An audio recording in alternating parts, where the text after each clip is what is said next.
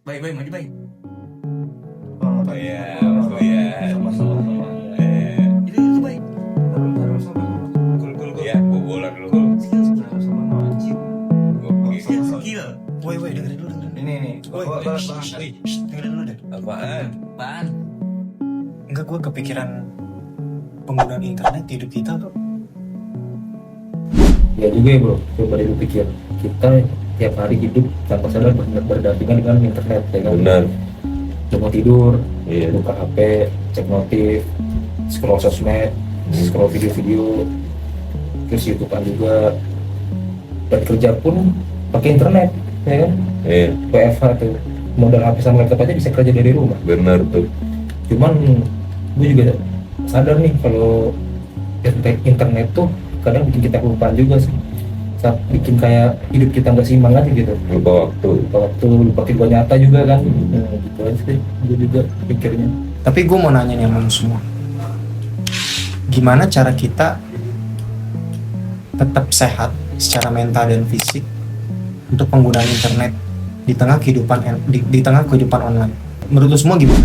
Sebelum masuk ke situ nih bang, tar dulu nih. Menurut pandangan gua ya, sekarang internet bukan cuma sekedar alat bantu.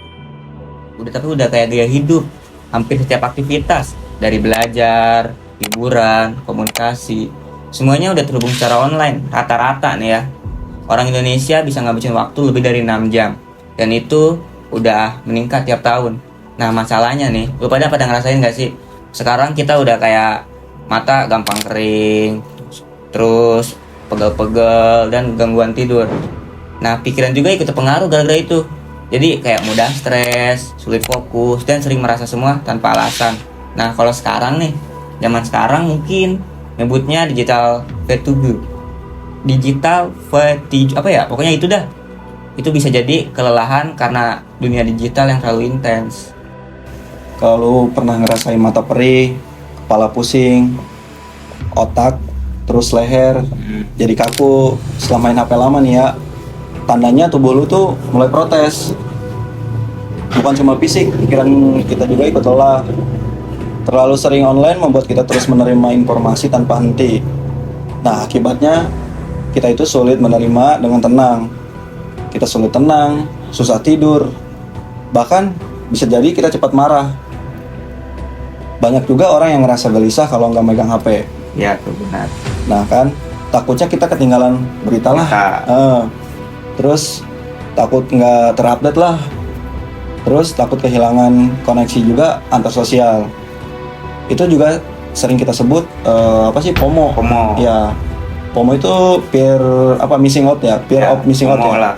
Dan tanpa kita sadari, kita itu jadi tergantungan sama notifikasi yang kecil yang bisa membuat kita terus online. Nah, seperti kita ada notif kecil di HP nih, cuman ting. Nah, langsung buka, ya langsung megang HP. Gimana nih cara kita ngorbanin kesehatan? Soalnya kan bahaya juga nih. Jadi gini Rio, gue tambahin ya. Sebenarnya kita tuh bisa nikmatin teknologi tanpa harus ngorbanin kesehatan. Contohnya, pertama batasin waktu penggunaan layar atau ponsel. Atur alarm ponsel lu biar lu nggak lupa waktu. Misalnya 1 jam kerja, lalu istirahat 5 menit buat stretching biar nyantai lagi kan. Pas lu sadar udah terlalu lama nih di depan layar, tubuh lu kan akan kayak ya berterima kasih gitu. Kedua, gunain aturan sederhana kayak 20-20-20. Setiap 20 menit alihin pandangan lu selama 20 detik ke benda yang jaraknya 20 kaki lah atau 6 meter lah ibaratnya dari posisi lu. Kedengarannya sepele tapi ini sangat ngebantu kalau kata gua mengistirahatkan mata dan pikiran. Ketiga, perhatikan postur tubuh. Duduk tegak, jangan membungkuk. Nah, kalau membungkuk kan mungkin sakit ya. Kayak letak layar lu itu harusnya sejajar dan gunain kursi yang nyaman sih. Kayak kursi-kursi mahal gitu, kursi gaming lah ya. Keempat, biasakan diri beristirahat dari dunia digital. Sebelum tidur, jauhin gadget lu minimal 30 menit sebelum tidur biar lu bisa istirahat. Cahaya biru dari layar bisa menipu otak dan membuat kita sulit ngantuk, karena itu udah pernah gue alamin. Kelima, pilih dengan sadar apa yang lu konsumsi secara digital. Tidak semua hal internet baik untuk lu. Kalau kata gue ya, pilih konten yang memberi energi positif seperti belajar hal baru, kayak konten-konten edukasi gitu, menonton sesuatu yang menginspirasi, membaca cerita yang ngebangun semangat lah buat diri lu. Dan yang terakhir, jaga keseimbangan dunia nyata, jangan dunia lain doang. Iya, bertemu orang secara langsung, berbicara tanpa layar, maksudnya tanpa ya kayak face to face gitu, berjalan di luar ruangan atau sekedar nikmatin suasana tanpa kamera. Itu sebagian dari hidup yang menyehatkan sih kalau menurut gua. benar. Bagus juga sih tips lu. Iyalah. Oke nih, gue mau cerita nih. Jadi ada dua temen gue, si Rio sama si Siapa Dito. tuh? Rio ini. Nah si Rio nih ya sama-sama mahasiswa sih mereka, Rio sama Dito ini. Jadi kalau si Rio, dia tuh hidupnya nggak produktif bro, suka begadang, Gimana tuh? suka begadang. Ya biasa lah, kalau begadang ngapain selain main HP, scroll sosial media, main game, kayak gitu-gitu. Jadi dia tuh pengen selalu update terus, padahal mah beritanya kalau menurut gue sih nggak terlalu penting-penting banget. Dia juga kalau di kelas nyampein informasi, kalau lagi nongkrong biasa-biasa aja gitu, nggak yang berita yang penting, yang informasi yang bagus gitu, nggak juga.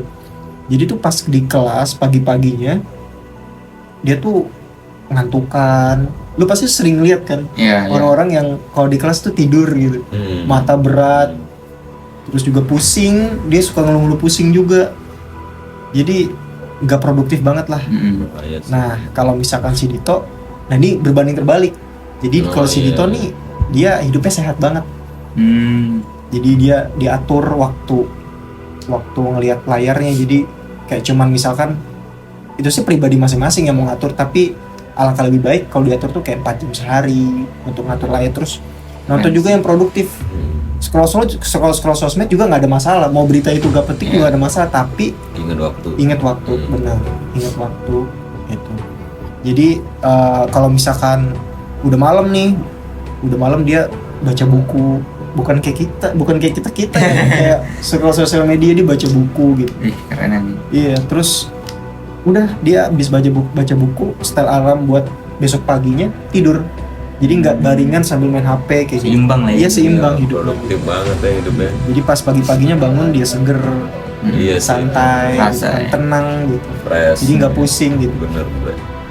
Nah, kalau yang gue ambil dari statement lu pada semua tadi dan cerita yang gue baru ingat nih. Jadi tuh sebenarnya siapapun bisa kayak si Dito, asal Iya. mah sadar aja Iya, gitu. sadar. Karena kita semua tahu. Jadi biar supaya hidup sehat lah. Jadi sebenarnya internet itu memberi kita dunia yang luas, penuh pengetahuan dan juga peluang, ya kan. Tapi jangan biarkan dunia digital itu menguasai hidup kita sepenuhnya.